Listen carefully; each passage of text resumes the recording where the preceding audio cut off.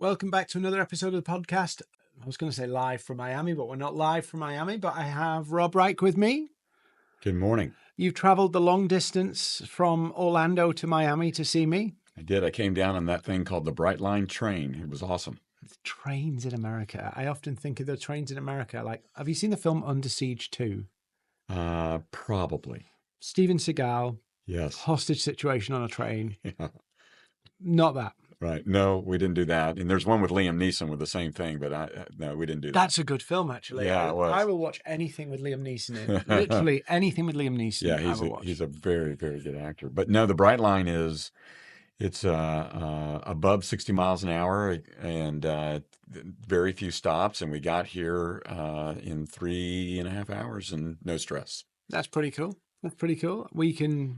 I can get across the UK in 3.5 hours, and it cost me more than a flight to Miami. Oh gosh.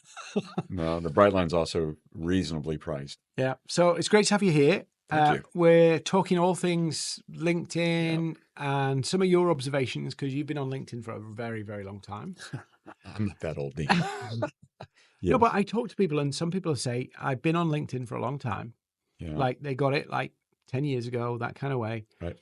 Never done anything with it. Yeah. What's been your observations of like how people have used LinkedIn and how it's changing?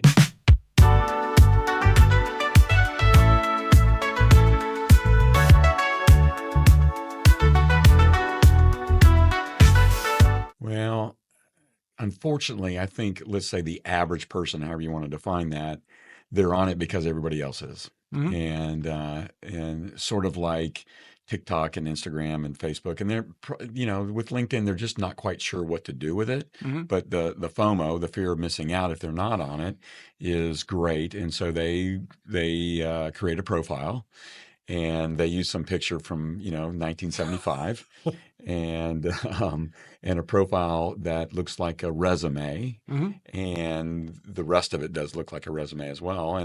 But then they don't do anything. They don't know how to post, unfortunately. And it never generates any business for them, which is a shame. Yeah, and we're going to talk a bit about conversion on LinkedIn, because that's the kind of $1 million question. How do you make money? Yeah. But I'm seeing, and I'm sure you're seeing this too, is like the people who have created those profiles like 10 years ago and not really done anything with it, kind of saw it as that kind of job thing. Yes. Now we're in this place where it's like, oh, this is like a hub of things going on, and I kind of need to be there. Mm-hmm. What you're talking to a lot. I know you know the real estate industry inside out. Yeah. They've done the Facebook thing. They've done the Instagram thing. What are some of the things that they're missing or don't get about LinkedIn that they come up all the time, people telling you this and this and this, and they just don't get it. Yeah. I hear I'm on LinkedIn, but nothing's happening. Right. And I say, well, how do you use it? Oh, I don't. I just have the profile. So, yeah, I mean, to your point, when I joined LinkedIn back in 2007 or 8, it was just purely about a job platform. Mm-hmm. And you would post your resume, and there were a lot of recruiters on it. And there were a lot of people internal to a company who were in HR in charge of hiring, and that's what it was for. And today, it's a marketplace, right? It's a place where executives can meet, exchange ideas virtually, share ideas virtually, connect with potential vendors. Mm-hmm. And it's a marvelous platform, but it's not that job platform anymore. In fact, and while LinkedIn keeps that part alive, it's not. I don't think it's the main point of it. So I see people who their headlines are like a headline of a resume, and they post either very few times or not at all. And I'm going to pick on real estate here for a minute. Real estate agents who struggle with it, and it's not their fault. They just don't have the training, right? So I'm not talking bad about real estate agents. They're hardworking people, but they post their latest listing. Yeah. And they post their latest review, and they post It's that they marketing sold. propaganda, basically. Yeah, it's yeah. They hope that if they post their listing that they'll look successful and that others will reach out to them. But when I ask the real estate agents how many new listings have you gotten from LinkedIn, then the answer is usually zero. So they make mistakes, right? When you post, you and I both know if you put a link to a listing or anything in the body of the post, you Hmm. get downgraded. And Yeah, that's one of the cardinal sins you can make these days. And it's easy to move that to the comments section or to not put the link there at all and just talk about the listing itself. And I think they should the subscriber, whether it's a real estate agent or an executive, listen, we want to hear from you, right? Don't link us out to something off the platform. You talk about it. You write about it. What this thing was and yeah, how it was great. yeah. And you know, we've talked a little bit about some of the mistakes here. What do you think's the big opportunities here? Because I mean, maybe this is just my world. We all end up in our little echo chambers. I don't see a lot of kind of real estate, even legal and law firms and accountants and people like that. I don't see a lot of them doing it very well. Mhm. Now, maybe that's just the bubble I'm in, but I feel like maybe the real estate's a bit different, but definitely in the law and accounting. And you guys do marketing on legal. Every billboard has got a lawyer on going, I get Yeah, you 5 million, yeah. right? Morgan and Morgan, and there's a plug for them. You have that like um a bit more aggressive marketing in the US compared to the UK, but Yeah, there's a for lot sure. of kind of lawyers, accountants where they want to play that more sophisticated. We're a bit more upmarket, expert driven, and they're not really down and dirty for putting their faces on billboards. Or what do you think the size of the opportunity is for them on LinkedIn? I'm going to say unlimited, but it is tremendous um, in that. So most professionals, let's just lump them all Yeah. into one group. They miss the opportunity so far on LinkedIn to deliver value. Now, how would you do that as an attorney or as a doctor or even as a real estate agent? Well, you and I agree that telling stories on LinkedIn about what you do in your day Hmm. that someone else might find valuable is absolutely the way to go. It's a great place to start. You probably wouldn't tell stories 7 days a week as you post, but talk about that client that came in and you helped them because they had this situation and that situation, because you never know who that resonates with. And even if it doesn't, it sets you as the expert that you know what you're doing, you know what you know what you're talking about, and you do good things for your clients. I had a chiropractor came to me one time and says, I don't know how to use LinkedIn. I said, it's easy for you. Talk about your patients. Obviously, you don't use their names or maybe just first name, but Joe walked in and he had this sciatica problem, and here's how he knew he had it and where it hurt and what I did to help him and how he is today. There's tons of people with sciatica problems today. But you know what? Most people I see when they're kind of real heavy subject matter experts, what they'll do is try, rather than tell the story of Joe, they will try and do the kind of medical training of going, this is what this nerve does. And nobody really, if you're really knee deep in a topic, you will kind of want to know how that nerve works. Or a small percentage of people are curious about how that nerve works. The vast majority of people want to know, uh, my back's hurting. How do I fix it? Yeah. Yeah. There is a chiropractor that videos, I forget where he is, but he videos his treatment sessions. Obviously he doesn't show faces, but of his patients, but he's in there and he shows people how a chiropractic session goes. Mm. And it's not painful and it's not risky. So I think there are two things people want to know. They want to know what the patient is dealing with, Mm-hmm. not so much what the nerve is, how the nerve functions, as you say, but they want to know that there are other people out there dealing with the same thing that they are. And that could be a legal situation, a medical situation. It could Yeah. be something about a contract. It could be listing a house and you go through that. So it doesn't matter really what industry you are. They want to know what other people are going through as well. And they also want to know that that professional understands them, Yeah. empathizes with their situation. Listen, I know sciatica is, hard on your body and hard on you as a person. And I know getting your house ready to be listed is difficult. And here's the things that other people are going through. And if you can empathize with somebody and they can feel that empathy, boy, you set yourself up for subject matter expert, SME, for Yeah. sure. And that is the big issue. I think we think I've got all this knowledge. If I just impart all that knowledge, people are bound to see that I'm the expert, and they don't, because they want to know, are you my expert? Right. Can you help me in my situation? But I guess that's the bit. We overcomplicate it. We make it more difficult than it needs to be. I think people are uncomfortable posting, and so if they feel like they're not technical about stuff, no matter what vertical they're in, whatever they do, that they're not coming across as that expert.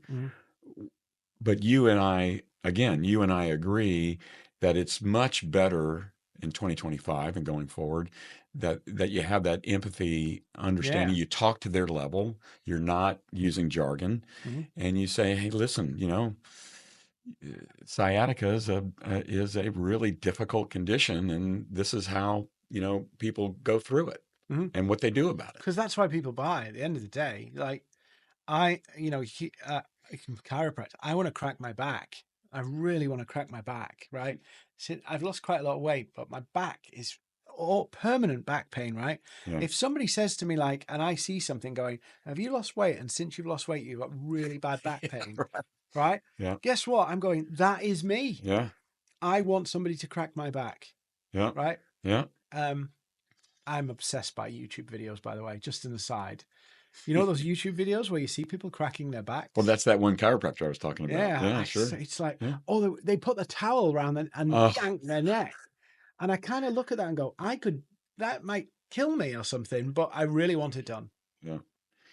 So let's not have the point lost that, while we're talking about sciatica and chiropractors, I think this is appropriate for you could be an engineer and talk about the struggles that your customers go through with the whatever solution you deliver, Yeah. and empathize with an electrical part, who knows what, not working well. It doesn't matter what you do. If you can impart value by informing somebody of something at their level that they understand, and then emphasizing with the problem, how could you not get business off of LinkedIn? It's just a matter of time. But I think that comes to the thing of, it's like showing people you're the expert versus trying to prove it. Prove it says, I'm going to give you more information and show you how clever I am, show you how much stuff I know. Showing is, I'm going to guide you through how I solve a problem. Showing you, like, explaining why something matters, not going, here's the 5 key nerve endings, or here's the structural points of this or that. That, I think, is where we get lost. And it's easy to do, because if you're like subject matter expert, what's the easiest thing to fall back on? The easiest thing to fall back on is all the stuff you've learned. But what is it? Information becomes valuable when it's put into a step-by-step process that solves a problem. And I think that's what people miss. It's like, actually, yes, it's not the information that makes you valuable to somebody else. It's how you can apply that information to somebody else's situation. And I think that's where we go wrong. And I go wrong as well. I think it's an inbuilt thing we want to do. We want to go, oh, let's show more people. It's much more uncomfortable to go, let me talk to you about how I've been struggling with this, or how we've been helping a client with that. And I think that's difficult. But I want to ask you a bit about, and we talked about this earlier this morning, and I'm putting you on the spot. This whole thing's actually on the spot, really, because totally unscripted. Dean, that's awful. Yeah. Come on. I'm going to say it for what it is. I think a lot of the problems people have about LinkedIn is nothing to do with LinkedIn. I spend more time talking people down from mental arguments they're having with themselves about LinkedIn than they're using LinkedIn. For an example, niching. Who's the target audience? What am I selling? All of that stuff. Is this too personal? What if people I used to work with see this? What if I damage my reputation? What if all of this kind of non-LinkedIn mental mind fucks? Yeah. Do you kind of come across people? I mean, this is not limited to LinkedIn, but a lot of people go through this and get stuck in this kind of loop of endless mind fucks. Say it as it is.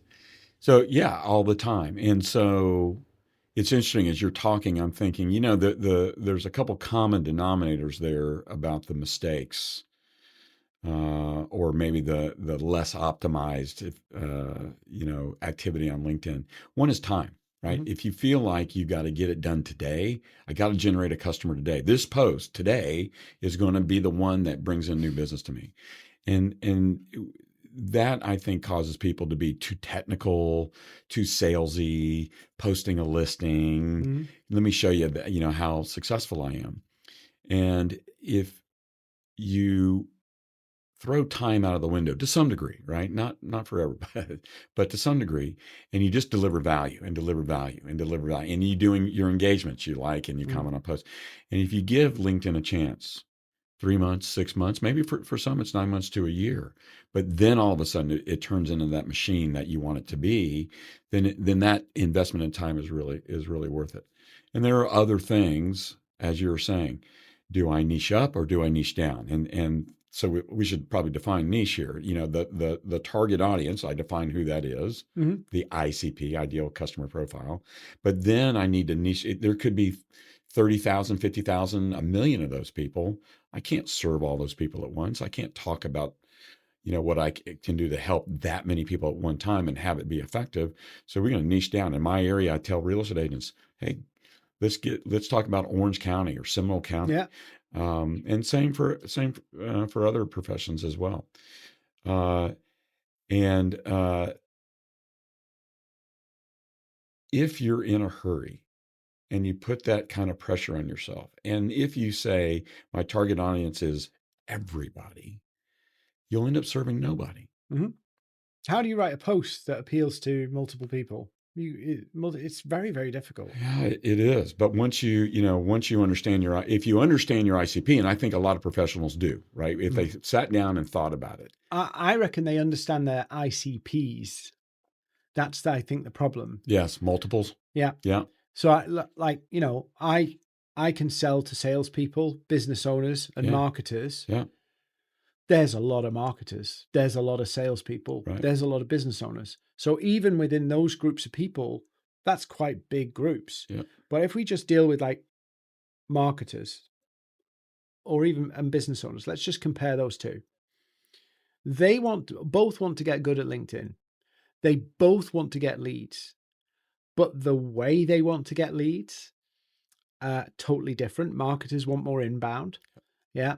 Or they want things that are coming kind of at scale because they don't want to be humanly involved. Business owners, they want leads, but they don't want volume. Marketers want volume generally. So even though it's the same, I'm solving the same problem, how you're solving it is different. How those two groups talk about is it different. So I could be sat there going, hey, I'm helping people with LinkedIn, but those two groups think about LinkedIn. Their problem's different. Marketers, often it's like, why is our content not getting traction? My boss is pressuring me to get leads. This side, oh, I am the boss. I'm the chief salesperson, chief marketer. I just need leads. I need 5 clients. That's all I need. Marketers, actually, we need a funnel with this. Same problem fundamentally, but the different roles, different aspects. So if I tried to write posts for both those two people at the same time, right, and tried to appeal to them both with one post, I probably would miss the mark a little bit for both of them. I'd say something that the marketers would go, that's not for me. And I'd say something for the business owners that might go, that's not for me. So I kind of go middle of the road and miss the mark with both of them. It's interesting as you're talking, I'm thinking that the thing that most people don't pay attention to on LinkedIn or other places as well, email campaigns, whatever it is that they don't acknowledge that their ICP's ICP, right? The customer's customer Yeah. is different in both cases, right? So they're solving different problems for different people, business person A and business person B, the small business owner in this case, has a different ICP probably most of the time. So they have to change their communication, have to have effective communication. So ours to them has to be effective to go down the chain. So I think a lot of people miss that. It's kind of one size fits all. Yeah. And that just doesn't work. Yeah. And nobody buys from one size fits all unless it's like, I want it cheap. Yeah, right. Like, I got really good working with real estate agents when I started understanding what the homeowner goes through at the time to buy and sell a house, and afterwards, or even before, for that matter, getting ready, going through the transaction. And I've never been a realtor, but I took it on myself to learn to talk to realtors about the challenges, and title agents for that matter in real estate, about the challenges that they have. And once I understood from the beginning to the end, all the challenges, all the, when it comes to marketing and closing and post-closing and all the rest of it, then I could speak their language and I could post for them and give them things that they can take action on that they appreciated. So I guess that when we come to this conversion piece, because this is the bit that we talked about earlier, everybody struggles with. I'm building brand, I'm posting, I'm getting stuff out there, but how do I get the conversion? We talked about it a little bit earlier. Yeah. And I want to throw my 2 cents and ask your thoughts on this. Often I think people approach LinkedIn with a mind fuck of, surely I'm doing all this stuff, it should have immediate, instant return. Right.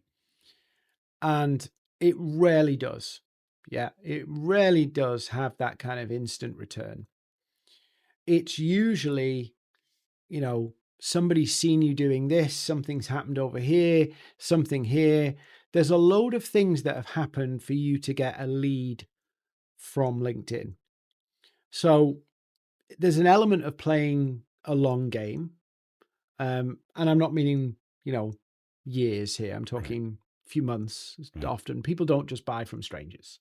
There needs to be that like trust. 100%. So there is an element of there's a period of time to actually get results.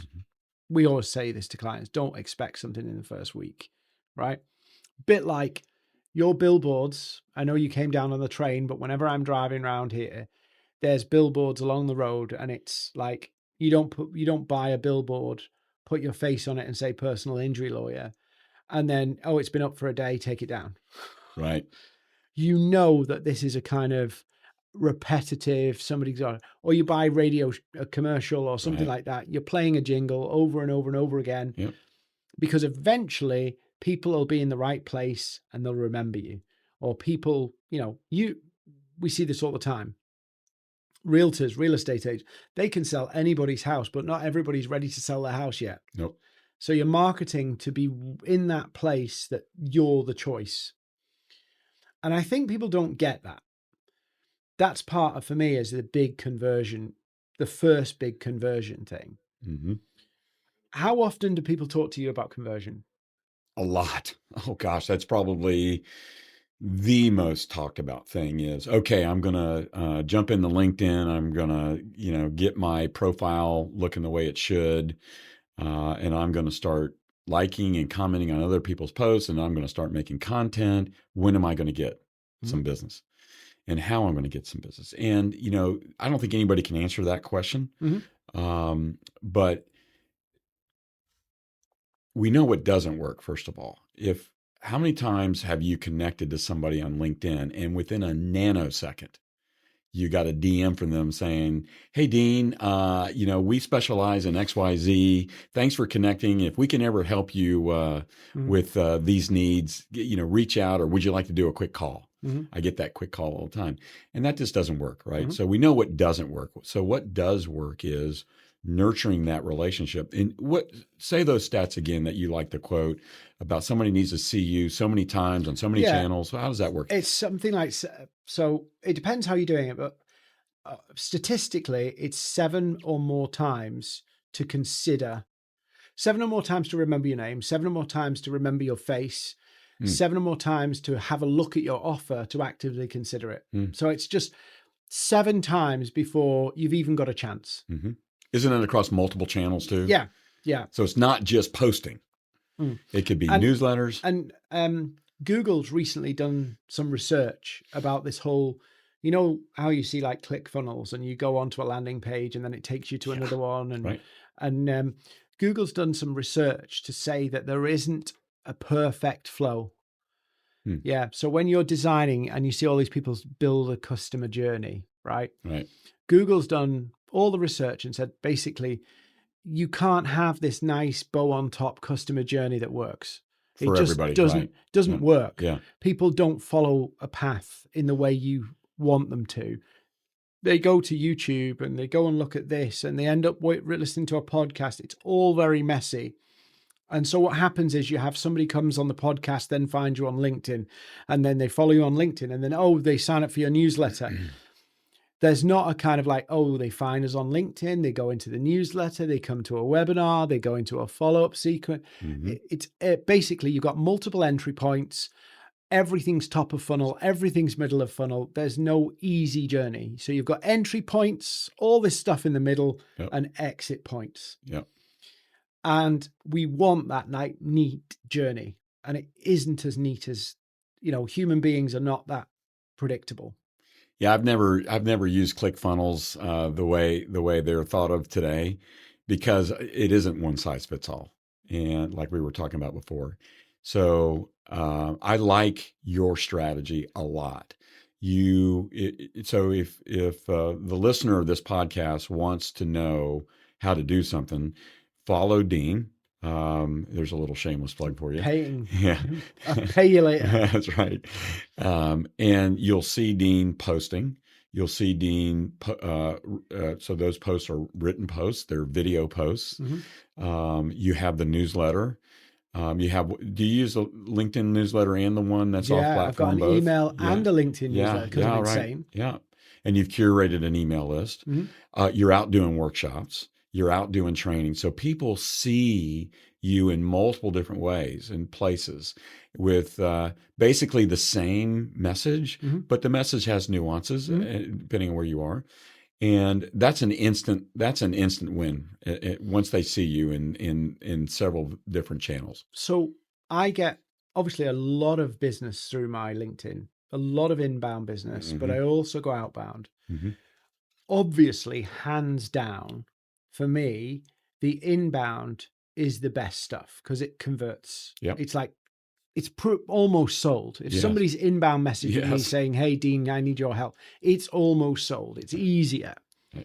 So that's the stuff that I want more of. But the weird bit is you cannot, and this is the bit where people won't like this answer, you can't say how that happened. Like, there was a post. Yeah, my biggest client spent nearly $1 million with me. I can tell you they saw one post on one day that made an inquiry, right? But it wasn't that post. That post was the tipping point of their journey. I'd been connected to that person for 5 years, right?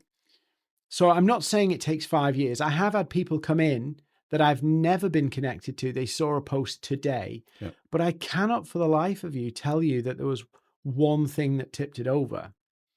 I've had scenarios like somebody messaged Dave. You've not met Dave yet in the office, but messaged Dave and said, we've been in your email list. We love what you do. We're ready to work with you. They dropped 10 grand like that, right? We looked back at the journey. They'd been in the email list for 9 years. But at no point can any of the sales team say they spoke to them. So there's all these weird and wonderful things that go on that, you know, you could call it random chance, but it's actually repeated patterns of activity. What are they? There's a guy who said this to me a few years ago, and it kind of stuck with me.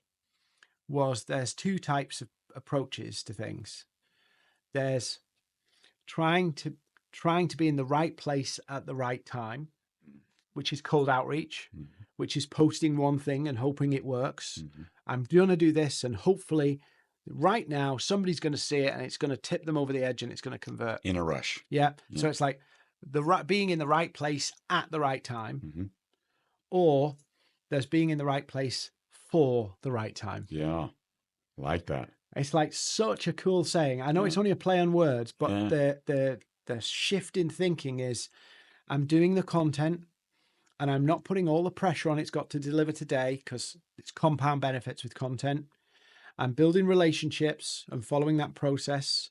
I'm doing the whole piece on events and doing that. I'm doing the newsletter thing, and I'm doing the right things all the time, because people will be at various different stages of their journey, and I want to stay in their world for those journeys. Absolutely. It's interesting. You and I were talking a couple of weeks ago about the real estate industry, and I said, Dean, it's interesting. There are 27,000 real estate agent subscribers on LinkedIn Mm-hmm. in Central Florida. Yep. In that same area, there are roughly today, the real estate market's down, but there's roughly about 2,700 closings. So that means that 90% of the real estate agents in Central Florida don't get a paycheck this month. And it's probably a little bit worse because some of those agents are really good. They close 10 deals a month or maybe more. So there's a lot, maybe it's 95% don't get a paycheck this month. And I tell them all, I know where there's 30, 40, 50, 100,000 homeowners that you can connect with and do business with. And they say, well, where? If it's only 2,700 closings a month, I said next month and the month after, Mm-hmm. the next 12 months, there's going to be about 30,000 come online, Mm-hmm. ready to buy and sell a home. So you have to get to them before they're ready so that you're there for them. Yep. To your point, you're there for them. And you can apply that same logic to almost any industry. There are only so many customers that are ready to buy today. Yep. But there's a lot more of them times 12 over the next year, times 24 the next 2 years. And those who play that longer game, it doesn't need to be that long because some will come online and ready to buy next month. Mm-hmm. But if you can play that longer game, boy, you win. You Mm-hmm. just you won't have those months where you don't get a paycheck. Yeah. Do you remember in July when we were doing that workshop in Orlando? Yep. And I know there was a whole different bunch of different real estate people in the room, and we talked about how you could be the most famous Yes. real estate agent in an area in Orlando, Yes. and you could probably do it in 3 months. Yes. And it was like, here's what you need to do. Number one, go and pick a zip code. Yeah. Right. Pick a zip code, Yeah. niche. Yeah. Start talking to that zip code and start connecting in that zip code. Yep. Start showing people, giving them stuff, helping them think about what will help them improve their value, improve their sale price, everything that matters to them. And you go, right, I'm going to dominate a zip code on LinkedIn. And they would be the most famous person, famous realtor, real estate agent, whatever you want to call them, in that zip code. So when people go, do you know what? Maybe we should sell our house. Hey, I know the person, see them all the time. And that's how that kind of business works. Mm-hmm. Yeah. It's not kind of like you have to be just around, visible for the right time. There's a real estate agent in Longwood, Florida, where I used to live. And he dominates Longwood. His name is Frank B. I can't remember how to say his last name, but it doesn't matter. But Frank kills it in real estate. He is one of the go-to. There's others, but he is one of the go-to agents in Longwood, and maybe a little bit more. It's in Seminole County, but he every month in my mailbox is hey, I just sold this house, and how much it's for, and it's informative. So it does go against my grain a little bit. That's the information, but in his case, he's so repetitive and on time with that that it works. Yeah. And when people know who he is, and he is a very successful agent. So being there and continuing to be there for a niche does make you the most famous Mhm. guy in the room. And John Morgan did the same thing. John Morgan, the attorney, he says he has the largest um, personal injury law firm in the world. Far be it for me to argue that. He's a very successful guy. TV ads, billboard ads, successful law practice, no question. I mean, he backs it all up. But how people know him is his face. Yeah. And that is the long-term piece of, if we think about kind of LinkedIn in two camps, right? And I'm not saying you throw the baby out with the bathwater here. There was a study done a few years ago called The Long and Short of It. And there's a few people who talk about this on LinkedIn, but no, I don't think people really get it because instinctively it goes against our nature. And it is this: the things that build your brand actually will last. They will generate revenue for a much longer period, albeit in the short term. Building a brand on LinkedIn in the short term is probably not going to make you much money. Right. But if you do that consistently over and over and over and over again, you will make way more money doing that Absolutely. than anything else. On the flip side, the more tactical things that you do, like outreach and stuff like that, can inadvertently, I'm not saying completely cold outreach, but things that you can do now in the next couple of weeks to actually get clients and business often have zero long-term benefit. Right. So when people are approaching LinkedIn, I am always looking at what can we do now that will give them something to get going that will also, or they're doing something alongside it, which will compound to give them that brand reach. So everybody says, like, I've had people say, Dean, I'd love your LinkedIn, right? My LinkedIn took 10 years to build. Yeah. Right. Yeah. Right. But I didn't wait 10 years to make money from it. Yes. So there are things I'm doing today to make money on LinkedIn. Yep. Webinars, following up webinars, newsletters, email lists, long term. And you have to have that mix. And the long and short of it is really good. I'll send it to you. It's really good. It can be a bit dry in places, but it's good. It's okay. Right. But it really basically goes down the line of you need a 60-40 split. That's roughly what you need. 60% on brand, 40% on what they call activation, converting people. Okay. And if you don't have that mix, what you end up with, you go broke because you're building brand without making any money. Right. You're burning budget, basically. Yeah. Or you go the other way and you start to make money, but every month's a hill. Every month you're climbing up, trying to do the same thing over and over again with no compound benefit.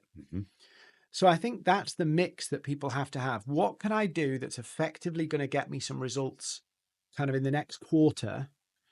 And then what are the other things I'm doing that makes this easier longer term? And most people never escape that. I'm doing the short term. Right. And then when it gets a bit tougher, there's a tough season coming in, they're just competing with everybody else. Cold outreach is just about dead. Those very tactical things that you're talking about of making cold calls, cold emails. If I am typical of other business people, I don't read those emails, and I don't take. I mean, my phone tells me if it's a spam call, and I don't take them. So you got to look for something else. And you and I agree again that LinkedIn channel is a superb way to go. And if someone were to ask me today, as they have asked me, and I'm sure you, hey, what can I do right now to get my LinkedIn going better? I would say, sit down and define your ICP. Now, that's not sexy, right? People don't hear me say that and go, oh my gosh, that's going to make my life so much better. But when they do it, when they go through that function, and you and I have done it for me, went through my ICP and we identified several, as you said, ICPs, and then start connecting to those ICPs. I look at here's a very good example. You talk to real estate agents. I'm going to pick on them, but they're my kin.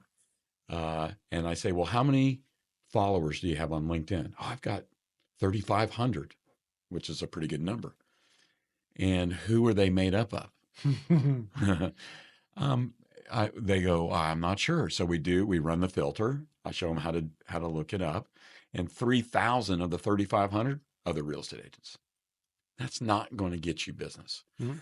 So if you start with the basics, because the basics are very, very powerful of just those two things, and then you work into the other things, that's when this platform is going to work for you. But if Mm. you're skipping steps, if you're in a hurry, say that again, if you don't know who your audience is in a tightly defined, and they're not listening to you or seeing your posts, then oh, that's my watch, not my phone. Sorry. If they're not connecting with you as because they're your ICP, then you're wasting your time. And I think people don't even understand the very beginning of that. I don't think they understand, and I'll use it because we're in Miami and I know the area here better than Orlando. Although I'm growing in Orlando. Yeah. If I was a real estate agent, I'd go, okay, I can serve all of Miami. That's a lot of It's too many. place, It's too right? much. Yeah. Now I can try and be well known in Miami Mm. with what, 6, 7 million people in the kind of wider Miami area. I can try and do that. Or I can be the most well known real estate agent in Wynwood. Yeah. Right. And I can talk to the residents of Wynwood. I can share things that are going on and be like in the middle of Wynwood. Yeah. That's more powerful. But we're wired as humans to think if I could just talk to the whole of Miami. Yes. And what happens is they don't get anywhere near making a Dilute it. dent. Right. Dilute it. By the way, if you're going to become indoctrinated in Miami, don't call it Miami anymore. If you want to be really cool, you call it the 305. 305. Yes. Do you know why? No, It's the area code. 305. Is it? Yeah. 33305. 305 is the original. There are others, but Right. That's the original area code of Wow. Miami. Okay. That's how 305. if you want to be cool, Dean, and I know you do, you are a cool Yeah. guy. You say, I work in the 305. So here's a really fun story, right? India, who's out with me, first time out in Miami, right? I have baseball caps. So if you see me at an event, I have a baseball cap with an M on it, right? India always thought I was championing the Maverick brand. Yes. But the cap actually is the Miami Marlins baseball cap. Yeah, they have a big M on their caps as well. Yeah. I would have agreed. I agree with India. I would have thought Maverick, but are you a Marlins fan? No, I'm a Miami fan, and it has an M, so it's just like Just how for do M, yeah. I tie the two together? Yeah. So you could be you live or work in the 305. If you like, the Hurricanes, you say I'm a Canes fan. You abbreviate that. There's other colloquialisms that you could use, but that's like that. Yeah, but again, I think, just going back to your point, we're always in a rush. We need to get from A to B in our car as fast as we can. We need to travel as fast as we can, and because we feel like we're losing out on life if we're not rush, rush, rush. And I'm guilty of that. I'm sure. Got to rush to get dressed and rush to have breakfast and rush to get to the office and all kinds of different things. And if you apply that to your marketing and your sales, and you apply it to your business, if you get in a rush, you're going to make mistakes. You're not going to get the results as fast as you want. You're going to get disenchanted with it. Yeah. And when I slowed down on LinkedIn and I started working my followers on my first account, and I grew that, I grew that over time to over 10,000 followers for the first company I started. I mean, that's when everything changed. I didn't have to make a cold call. I had a website. Everything funneled through the website. It was the easiest thing I've ever done in outreach.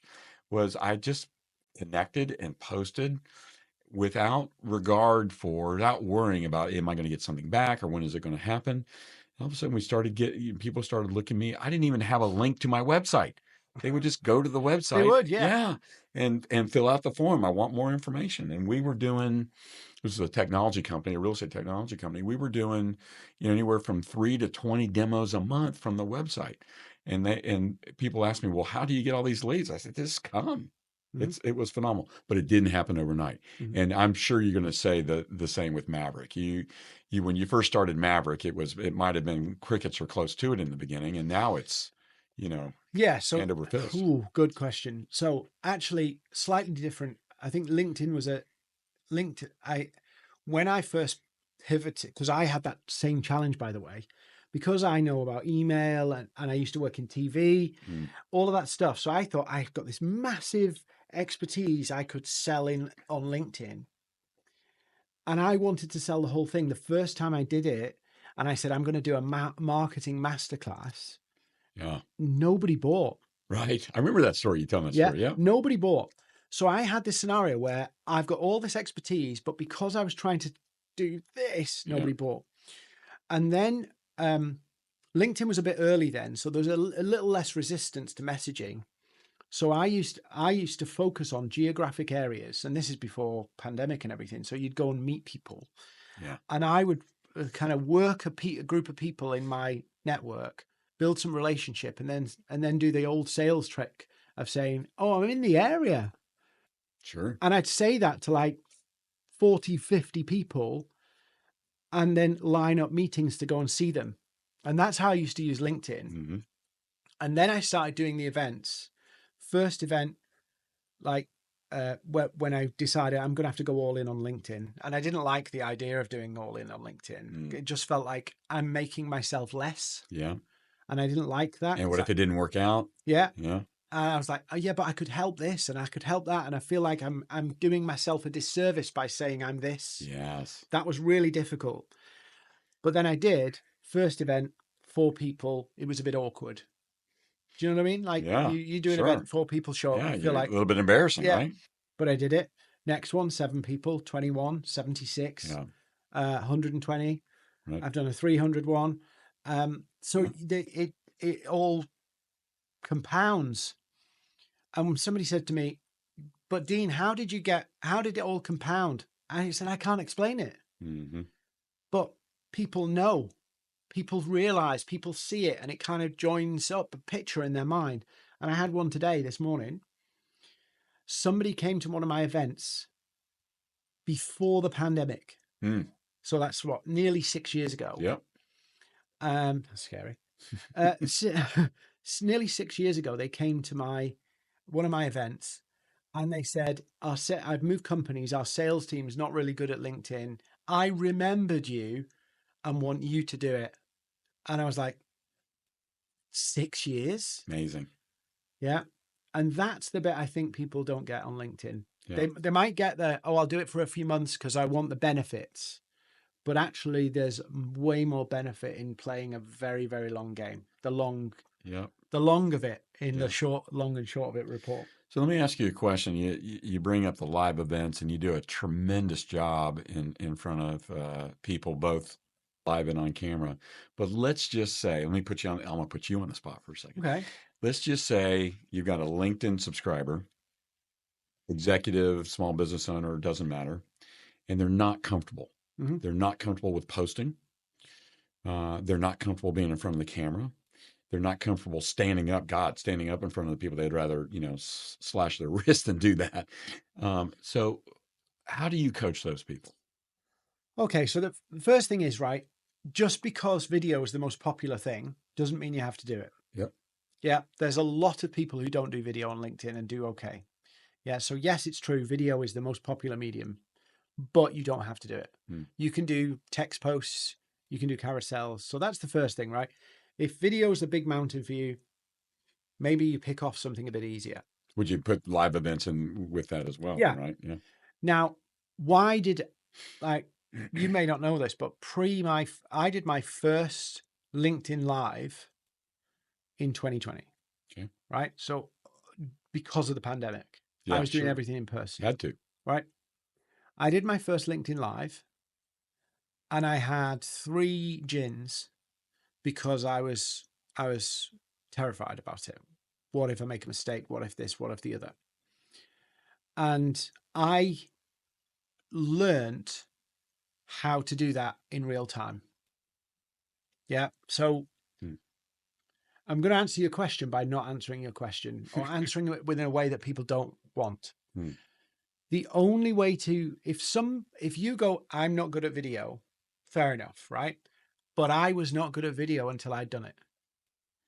So if you hypothetically, let's say it's you and you're brilliant on video, right? It's like you've done TV work before, maybe, I don't know, right? But like if I was rubbish at video and I needed to get good at video, I'd have to do lots and lots of video. Yep. There's only one way. It's Malcolm Gladwell's, I think he says 10,000 hours, but I think 100 hours you could be done, right? You could be way better than 100, Yeah. sure. So I decided I was going to do it and I was going to do it live. Now people go, I do not know how you can go on live and talk for an hour to nobody Yeah. and hold an audience, because I did it so many times. Yeah. And you're extremely good at that.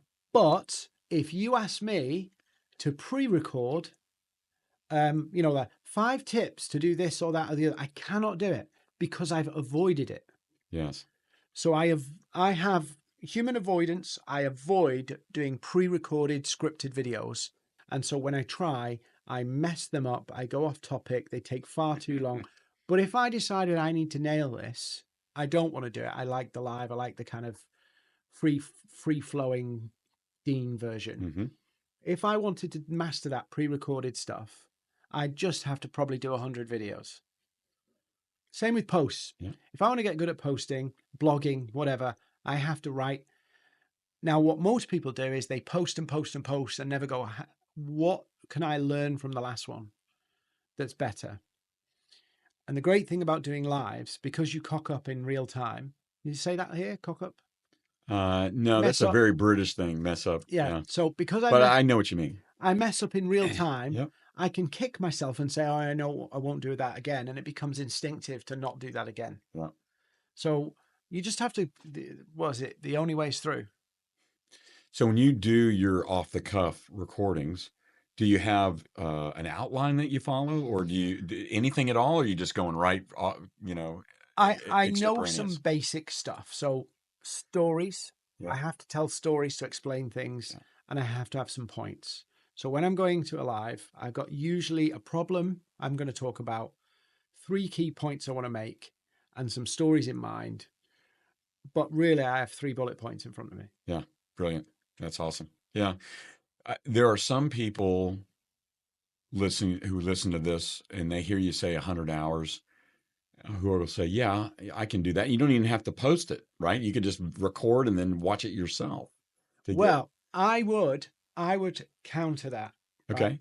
Because I've seen people go into that perfectionist trap of where they do that and nothing ever gets posted. Right. And I'll tell you now, this is just me, right? Every time you do a video, you will always see how it could be better. Always, right? I will watch this back where it'll be edited and all this kind of stuff. And I'll go, oh, I shouldn't have said that. I shouldn't have said that. I shouldn't have said that. So no piece of content is ever finished. No. So I agree with you. Get comfortable. If you pick up a phone and start talking at it, you will get more comfortable at it. Yes. But there comes a point where you go, I've got comfortable with that techie bit and doing that bit. I have to post it, because then there's the apprenticeship of doing it on the job. Like there's the apprenticeship of getting used. This is what the tool does. But then there's the apprenticeship of getting better at the posting. Well, until you post, you don't put yourself out there, and you have to put yourself. So maybe we give them a pass for the first 5 hours out of the 100, and then you gotta do it for sure. And the great thing about I know we've focused on video here, but this is the same for written posts. It's the same for anything. The great thing about TikTok is you've got so many different people using TikTok. Oh my gosh! In so many different ways, it's become acceptable to literally just pick up a phone and go, do you know what? This is what I'm thinking, and people love it. Yep. And in fact, I'd argue that some of that slick editing now, sorry, people here, right? So the slick editing, actually, some people like the kind of rough cut stuff. Works against you. Yeah. Where it's like, it feels like we're just having a conversation. Yeah, absolutely. You know, when it comes to then the written side of things, whether it's a post or a comment on another post or an email blast, or just in any kind of communication. You and I are big fans of AI, Hmm. and we use ChatGPT. And full disclosure, we don't use ChatGPT to do the writing for us, but to help to us. It's like a copywriter. Just Yeah. I don't have to pay him. Yeah. Well, I pay $20 a month Yeah. for my account, and I think a lot of people don't know how to use AI, or are uncomfortable with AI. And AI can generate also scripts for you if Yeah. you are a script person. So there's a lot of help out there for you if you know where to go get it, and if you want it. And I think what's your stance on ChatGPT? So I agree that, well, a lot of AI at the moment the worst use of AI that I see is people getting AI to replace their thoughts. Yes. Like, write me a post about LinkedIn and it comes out with something nonsense, you put it up and you can tell those posts Hmm. everywhere. Lots of emojis. Yeah, yeah. So I don't think that that's a good way of doing it. Mm. But because we've been doing this, and you've seen it, you're using it as well. We've been going, hang on a minute, let's make AI simple. Let's give you a way to generate ideas, and let's give you a way to structure what you want to say in a way that doesn't mean you have to be a copywriter. Mhm. So, in other words, I know what I want to say. I just want it to be written well. Mhm. That is a brilliant use of AI. So, we're absolutely advocating people doing that. And then I don't know whether you've seen my new gadget, the buyer persona. You have, Did haven't you? last week, yeah. Yeah. So I've just took it to a whole other level where I've basically made an interactive customer, Hmm. and I can chat with that customer and say, what do you think of this landing page? Mm. Tell me what's wrong with this landing page Hmm. from the customer's perspective. Yep. I think that's a cool use. So a lot of people are using AI to kind of replace themselves. I think it can enable you. Hmm. So if you are that kind of nervous person and you want to write posts, but you're not a copywriter, you're not a natural writer, you go, well, what I do is I use a voice recorder, get the transcript, give it to AI and say, Hmm. tidy this up. Yeah, I think most people don't. They think of AI as just a box, Mm-hmm. a smart box, but a box nonetheless. And I throw stuff in, and I'll get something back. What they don't know is that they can train that box, Mm-hmm. that they can talk to that box before and give it instructions, and before it actually generates something. And so when I use AI to write a post, or anything for that matter, I might spend anywhere from 2 or 3 minutes to maybe 20 minutes just Mm-hmm. training it on what I'm trying to accomplish. And if I spend the time in the front end, then when I get off the back end is very, very close to what Mm-hmm. I'm going to use. I clean it up a little bit, add a few things, maybe subtract a few things, but the whole process takes overall less time because I can keep reusing that training over and over and over again. And I get something out that's really close to what I want to say, and it sounds just like me, Mm-hmm. which is amazing. And you've helped me, some of these things. You must be leading the world in AI training for marketing, because the stuff you've done so far for me has been game changing. Well, by the AI crowd standard, probably not, because what I'm trying to do is help people apply AI into what they're already doing. Yep. Where what you see on LinkedIn is a lot of people saying, here's another shiny object. Yes. Like, oh, you could do this with this, you could do this and this. And people go, oh, wow, look at that, what you can do. But there's no practical application. Right. So, the whole turning your photo into a figure, right? It's a great little trend. Everybody wants to know how to do it. And What do you go? what happens tomorrow? Yeah. Do we make more figures? Yeah. Right. No. Yeah. So there are those little fun quirks, but I'd go, how do we scale you? How do we help you follow up better? I've even built a what I do generate. I'll show you this in a minute. It's a what I do generator. And it's like a lot of people get overcomplicated and can't explain what they do simply. So you just chat to ChatGPT and it will output a one pager and say, this is what you do. Here's how you do your elevator pitch. Here's how I do a 30-second elevator pitch. Cool. So it's giving you like simple ways to communicate. Yeah. So I'm trying to give people handy things that they could use over and over and over again with AI. Whereas I think the AI crowd are like caught in the shiny objects. if you look at AI as somebody working for you, Mhm. that's brilliant, hardworking, never takes a day off. I like that part. I've got Chat GPT on my phone. I've got it on my iPad. I've got it on my PC. But I look at AI as a part of the team, Mhm. right? And when I give somebody on my team something to do, a lot of times I'm going to review their work. If it's really important, I'm going to review their work. Well, you do the same thing with ChatGPT. Yeah. And when I give somebody a task, a human being now I'm talking about, I got to make sure they understand what I want, how I want them to go about it, answer questions that they may have about the best way to do it. Well, the AI box is no different Mhm. from that.